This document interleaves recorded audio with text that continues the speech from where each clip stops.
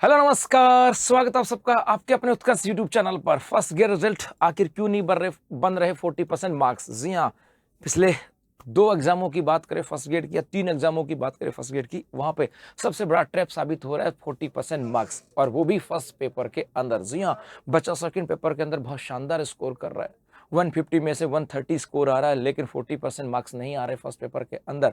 और कुछ सब्जेक्ट की हालत तो ऐसी है कि वहां पे ओवरऑल मेरिट की जितने पद थे उनमें से सब 10% भरे गए। जैसे 600 पोस्ट आई है, सब 60 बच्चे ही पास हुए हैं वहां पर, बाकी बच्चे पास ही नहीं हो पाए। मतलब ऐसी स्थिति यहाँ पर आई। तो ऐसा क्यों हो रहा है, और ऐसा हो रहा है तो इसके पीछे कारण क्या हो सकता है, और उसके साथ साथ कैसे आप लोग इन कुछ चीजों पे काम करके, कुछ चीजों के अंदर सुधार करके आप इन चीजों से दूर होकर के और अपने आप को उस 40% के दायरे से बाहर ला करके अपना सिलेक्शन को सुनिश्चित कर। तो मैं ऐसा इसलिए कह रहा हूँ कि आने वाले समय के अंदर 40 आपकी वापस से फर्स्ट ग्रेड की एग्जाम आ रही है, और उसी फर्स्ट ग्रेड की एग्जाम में वापस वही 40% का ट्रैप आने वाला है। तो इस बार इस ट्रैप में हमें नहीं फंसना। तो उसके लिए क्या होनी चाहिए आपकी प्लानिंग, उन सब बातों की चर्चा आज के छोटे सेशन में हम लोग करने वाले हैं। जी हाँ, बेसिकली यदि मैं बात करूं, यहां से कुछ चीजें यहां से आई, आखिर 40% मार्क्स क्यों नहीं बन रहे हैं, इसकी बात हम लोग करने वाले हैं। और किसके अंदर, फर्स्ट पेपर के अंदर ऐसा क्यों आया। यहां से बेसिकली देखो, लाखों फॉर्म है, कड़ी मेहनत है, लाखों फॉर्म भरे जा रहे हैं, वैकेंसी इतनी सारी है, फॉर्म बहुत सारे भरे जा रहे हैं, लेकिन फिर भी आरपीएससी में तो पद खाली पड़े। इसका मतलब ये नहीं है कि भैया पेपर टफ हो गया है। जी हाँ,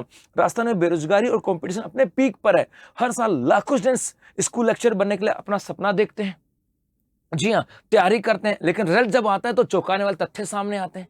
सीट भरने के बजाय सीटें खाली रह जाती हैं। इसका रीजन क्या है? इसका रीजन ये है कि आरपीएससी ने अपने नियम चेंज कर दिए, आरपीएससी ने अपने रूल्स चेंज कर दिए, और उसी के अकॉर्डिंग यदि हम अपने अपने आप को ढालेंगे, उसके अकॉर्डिंग हम अपनी तैयारी करेंगे, तो फिर हमारा सिलेक्शन हो सकता नहीं। अदरवाइज जो आरपीएससी के द्वारा जो पैटर्न बदलाव किया है, उस ट्रैप में हम लोग हमेशा फंसते रहेंगे, चाहे कॉम्पिटिशन कितना भी भारी हो। हम सीटें तो खाली होती जाएंगी, क्यों हम उस 40% वाले ट्रैप को पास ही नहीं कर पा रहे हैं। जी हाँ, बेसिकली यहां से क्या हुआ, एक केस स्टडी करते हैं, कुछ चीजों को हम लोग समझने की कोशिश करते हैं सब, और वो समझने की कोशिश यहां से करते हैं कि क्या हुआ। एक कॉमर्स का रिजल्ट आया फर्स्ट ग्रेड का, 600 पोस्ट थी, और 600 पोस्ट के अंदर 323 बच्चे ही डीवी के लिए क्वालिफाइड हुए। मतलब 600 पोस्ट थी और सिर्फ 323 ही पास हुए। और यहां पर तो क्या था, कॉमर्स में कट ऑफ टेबल को देख करके हाहाकार मच गया। ओबीसी, एसटी, ईडब्ल्यूएस, एस, है ना, हर कैटेगरी में सिर्फ एक ही रिमार्क छप गया, नॉट अवेलेबल। मतलब इन कैटेगरी के अंदर तो कोई कैंडिडेट था ही नहीं जो कि डीवी के लिए भी क्वालिफाई हो। डीवी के बाद में तो आगे तो अलग बात है, डीवी के लिए क्वालिफाई नहीं हुआ, ये तो केस स्टडी नंबर 1 है। लेकिन मेरे भाई, उसके बाद तो केस स्टडी नंबर 2 पॉलिटिकल वालों ने तो बर्बाद ही कर दिया। 645 पोस्ट थी, सिर्फ 67 क्वालिफाइड हुए, मतलब 10.3% बच्चे ही क्वालिफाइड हुए। और यहां से देखें तो रिजल्ट, कॉमर्स का रिजल्ट बुरा था तो भैया यहां पर पॉलिटी का रिजल्ट तो एक दुस्सोपन था। 645 पदों के लिए सिर्फ 67 बच्चे ही पास हुए। ऐसा क्यों कि सालों से पॉलिटिकल पढ़ाने वाले सब्जेक्ट एक्सपर्ट भी पास नहीं पाए। मतलब ऐसे में ऐसे बहुत सारे लोगों को जानता हूं जो काफी साल से पॉलिटी पढ़ा रहे हैं, स्कूल में, कॉलेज में, कोचिंग में, लेकिन वो ही नहीं पास हो पाए। तो क्या ये समस्या उनकी पॉलिटिकल नॉलेज की थी, क्या सब्जेक्ट की नॉलेज की था? नहीं मेरे भाई, कुछ तो इशू यहां पे था। तो बेसिकली बात यहां से आता है कि द एनए वायरस डिकोड। तो यहां पे एनए का मतलब था नॉट अवेलेबल। और ये ऐसा क्यों हुआ, हम लोगों ने इसके ऊपर काम किया, सब हमने इसके ऊपर काम किया, और ये क्या है पूरी कहानी, उसको हम लोग देखने वाले हैं। बेसिकली असली विलेन जो है आपके, वो है individual minimum qualifying marks. Individual minimum qualifying marks का मतलब है कि यदि हम फर्स्ट ग्रेड एग्जाम की बात करें तो आपके यहाँ पे 2 पेपर होते हैं, फर्स्ट पेपर, और फर्स्ट पेपर के अंदर भी 40% मार्क्स लाने कंपलसरी हैं। यदि आप 40% इस ना, और सेकंड पेपर की बात करें, यहां पर भी 40% मार्क्स लाने कंपलसरी हैं। यदि आप फर्स्ट पेपर में 40% मार्क्स ले आते और सेकंड पेपर में 40% मार्क्स नहीं है, तो आपको क्वालिफाई आपको काउंट नहीं किया जाएगा। यदि आप सेकंड पेपर में 150 का पेपर होता है और यहाँ पे 150 में से 150 लेकर के आ गए, लेकिन यहाँ पे 40% नहीं है, तो भी आपको काउंट नहीं किया जाएगा। मतलब इंडिविजुअली दोनों पेपरों के अंदर 40% मार्क्स लाने कंपलसरी हैं। ये बात यहां से आ जाती है। अब होता क्या हमारे साथ, बेसिकली बच्चा भी क्या करता है, बच्चा क्या करता है कि सेकंड सब्जेक्ट में बच्चा सोचता है कि भैया 150 में से 120 नंबर ले आऊं और अपना सिलेक्शन हो जाएगा, और इस चक्कर में वो क्या करता है, इसको छोड़ देता है कि यार यहां तो देख लेंगे, यहां तो देख लेंगे। इधर बहुत सारी किताब लेकर के आता है, बहुत सारी चीजें पढ़ता है, अपना मैक्सिमम समय इसी को देता है। और आप लोगों ने भी ऐसा किया होगा अपना मैक्सिमम समय सब्जेक्ट को दिया होगा कि यहाँ पे नंबर नहीं कटना चाहिए, और इस पेपर को समय कम दिया और भैया यहाँ पर 75 नंबर, यहाँ पे 75 क्वेश्चन आते हैं, इनमें से किसी के 15 आए, किसी के 17 आए, किसी के 18 आए, और यहाँ से नॉट क्वालिफाइड। और जब नॉट क्वालिफाइड यहाँ पे नॉट क्वालिफाइड है तो भैया इधर कितनी भी मेहनत कर लो वो आपका सिलेक्शन नहीं करवा सकते, क्योंकि इंडिविजुअल मिनिमम क्वालिफिकेशन जो क्वालिफाई जो मार्क्स हैं वो आपके यहाँ से आने चाहिए। जी हाँ, अब आता है कि छिपा हुआ जाल और एक ट्रैप और है, और वो आता है फिफ्थ बम्बल ओमार नियम। इसका मतलब है कि अब कहा गया कि भैया आपका जब क्वेश्चन पेपर होगा उसके अंदर ऑप्शन में पर्सन के ऑप्शन में 5 कॉलम होंगे, और उसके अंदर हर को एक कॉलम तो भरना कंपलसरी है। यदि यहां पर एक क्वेश्चन है, उस क्वेश्चन के या तो ए जवाब होगा, या बी होगा, या सी होगा, या डी होगा, इन चारों में से कोई जवाब होगा। आपने भर दिया, जवाब आता है, सपोज करो आपको बी आता था, आपने बी भर दिया, लेकिन आपको लगता है कि सर मुझे तो प्रश्न आता ही नहीं है, नहीं आता, तो भैया इसका ई तो आपको भर के ही आना पड़ेगा। मतलब वहां पे तो आपको 5वां ऑप्शन तो भरना ही भरना है, मतलब कोई ना कुछ तो भरना ही भरना है, और आपको जवाब नहीं देना तो आपको फिफ्थ ऑप्शन तो भरना ही है। और ये बात यहां से आता है क्या, अगर 10% से ज्यादा सवाल बिना फिफ्थ ऑप्शन के भरे छोड़ दिया तो आप अपने आप डिस्क्वालीफाई हो जाओगे। और ऐसा भी हुआ है क्या, आप सोच रहे हो सर ऐसा हुआ क्या? हाँ, यहां देखो हिंदी के अंदर 367 बच्चे थे जो यहां पे डिस्क्वालीफाइड हुए। पॉलिटिकल साइंस के अंदर 227 बच्चे थे जिन्होंने पूरे साल भर मेहनत की होगी, भाई साल भर मेहनत की होगी, 2 साल मेहनत की होगी, और वहां पर ओमार सीट के अंदर 10% से अधिक पेपर पर्सन खाली छोड़ करके आगे, मामला बिगड़ गया। यहां पर अंग्रेजी की बात करें, केमिस्ट्री की बात करें, फिजिकल एजुकेशन की बात करें, ये यहां पर आ जाता है। इसका मतलब है कि अब हमें सिलेक्शन का नया मॉडल देखना होगा कि सर वास्तविक रूप से सिलेक्शन का नया मॉडल क्या है। तो सबसे पहले यहां से आता है कि भैया पहली चीज तो ये कि आपको ओमार सीट को ढंग से भरना होगा।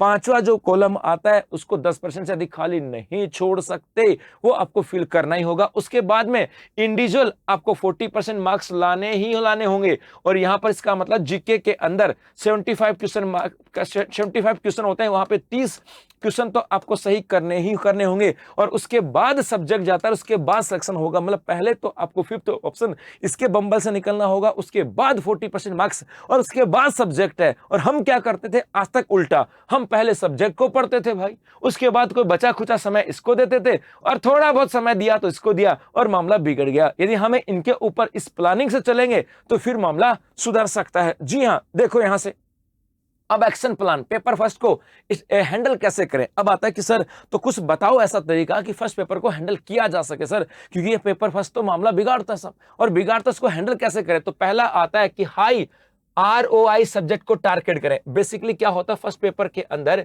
कि मुझे क्या छोड़ना है, क्या छोड़ना है, और क्या पढ़ना है, इसके ऊपर आपको फोकस करना होगा, क्योंकि आपके यहां पर नेगेटिव मार्किंग है, आपके यहां पर नेगेटिव मार्किंग है, और आपको क्या छोड़ना क्या पढ़ना इसके ऊपर हो सकता है। क्योंकि भाई हर व्यक्ति अपने अपने अलग सब्जेक्ट का होता है, कोई जीके, कोई हिंदी का होगा, कोई पॉलिटिकल साइंस का होगा, कोई इंग्लिश का होगा, कोई कॉमर्स का होगा, कोई फिजिक्स का होगा, कोई केमिस्ट्री का होगा, तो उनको वो बेसिक चीजें नहीं आती हैं, वो नहीं पढ़ा बेचारे ने, उसकी गलती नहीं है। तो अब हमें यहां से चीजों को समझना पड़ेगा। जैसे 40% 30 सवाल सही करने के लिए हमें सब कुछ पढ़ना जरूरी नहीं है, क्या पढ़ना है और क्या छोड़ना है वो ध्यान रखना। अपने स्ट्रॉन्ग एरियाज, जैसे हर चीज अपने यहाँ पे दायरा होता है। जैसे कोई बच्चा जैसे यहाँ पर पॉलिटी का है तो जाहिर सी बात है उसका जीके में हिस्ट्री, कल्चर, पॉलिटी इसके ऊपर कमांड कर सकता है। हो सकता है वहां पर इंग्लिश, हिंदी, मैथ वाला पोर्शन जो है ना वो उसका कमजोर हो, साइंस वाला पोर्शन कमजोर हो। लेकिन साइंस वाले बच्चे की बात करें उसके लिए आपके मैथ अच्छा होगा, इंग्लिश अच्छी होगी,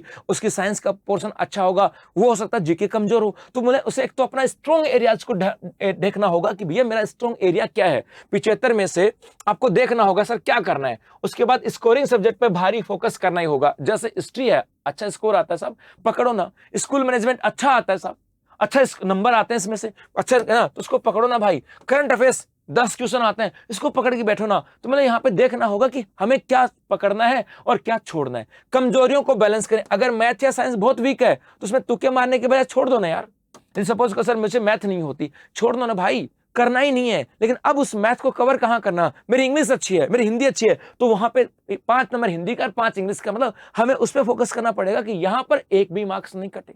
ऐसा नहीं हो कि हिंदी में भी 2 आ रहे हैं, सर हिंदी ठीक है यार, 5 में से 2 आ जाएंगे। अरे मेरे भाई हिंदी तो ठीक है, हिंदी ठीक है, आपके 5 में से सर 3 आ जाएंगे, है ना, लेकिन सर मैथ तो अच्छी नहीं है तो मैथ तो छोड़ देता हूं। अरे भाई मैथ छोड़ दिया और यहां पर भी 5 में से 3 आ रहे तो इसको कवर कहां से करोगे।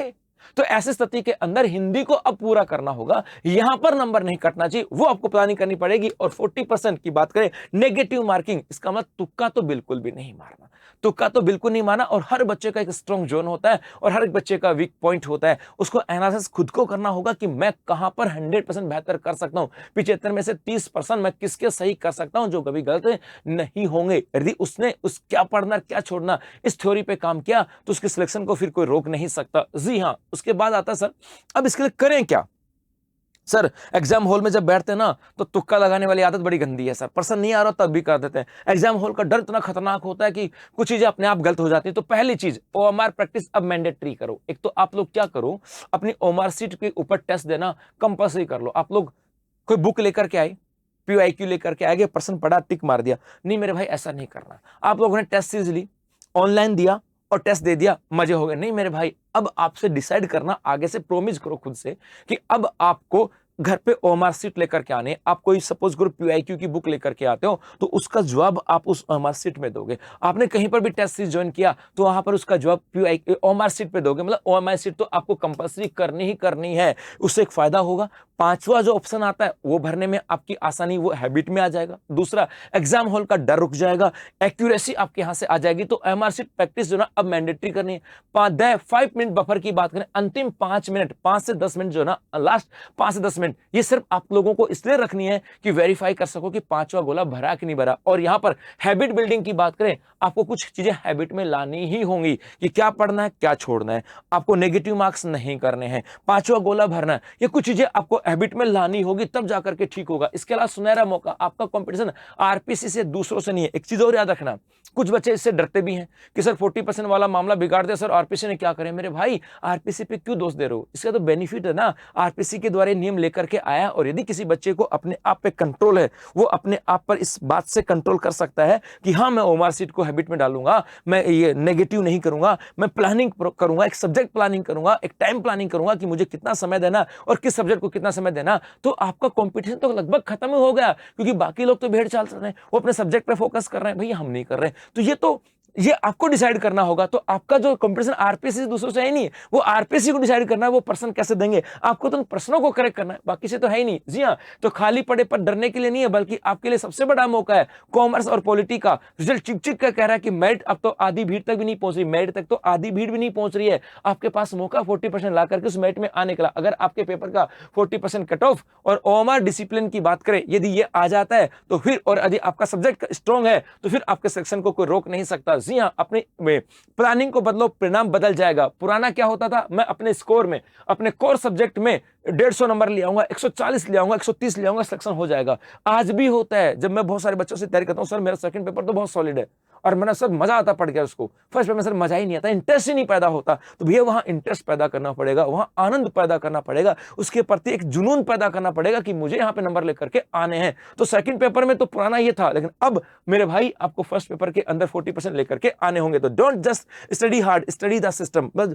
हार्ड मेहनत से सिलेक्शन नहीं होगा। फर्स्ट पेपर के लिए सर इस बार फर्स्ट पेपर के लिए मैं किताब ले आया हूं, सब पढ़ दूंगा, मेरे भाई सब पढ़ने से मामला नहीं होगा। इसको सब पढ़ोगे तो सेकंड पेपर छूट जाएगा। सेकंड पेपर को भी समय देना है, और फर्स्ट पेपर के लिए भी बात करें तो यहाँ पर क्या छोड़ना है और क्या पढ़ना है, इसके ऊपर प्लानिंग करनी होगी। जी हाँ, और इसी को लिए उत्कर्ष क्लासेस आप लोगों के लिए लेकर के स्कूल व्याख्याता पेपर फर्स्ट की बात करें जीके का, ये हमारा बैच स्टार्ट हो रहा है जोधपुर में 26 अगस्त से, और जयपुर में आपके 18 अगस्त से ऑफलाइन और ऑनलाइन बैचेस स्टार्ट हो रहे हैं। तो यदि आप फर्स्ट ग्रेड की तैयारी कर रहे हो और आपको भी डर लगता है फर्स्ट पेपर से, तो मेरे भाई उत्कर्ष क्लासेस में आपका स्वागत है। क्योंकि यहाँ पर फैकल्टी मेंबर्स आपको वो बताएंगे कि आपको क्या पढ़ना है, क्या सब्जेक्ट पढ़ना है, क्या कौन सा सब्जेक्ट छोड़ना है, आपको वो बताएंगे, आपका स्ट्रॉन्ग जोन क्या है, और कैसे एक बेहतर तरीके से सब्जेक्ट मैनेजमेंट को तैयार करके और आप लोग यहाँ पे सिलेक्शन ले सकते हो। जी हाँ, तो यहाँ पर हमारे जयपुर जोधपुर के अंदर आपके बैचेस प्रारंभ हो रहे हैं। इसके अलावा उत्कर्ष मना रहा है उत्कर्ष आजादी महोत्सव 21 अगस्त तक, जहां पर उत्कर्ष ऐप में शिक्षक भर्ती परीक्षा के सभी ऑनलाइन कोर्सेज पे आपको दिया जा रहा है अप टू 90% तक का discount. NG13 coupon code apply करने पे 13% का डिस्काउंट है। इसके अलावा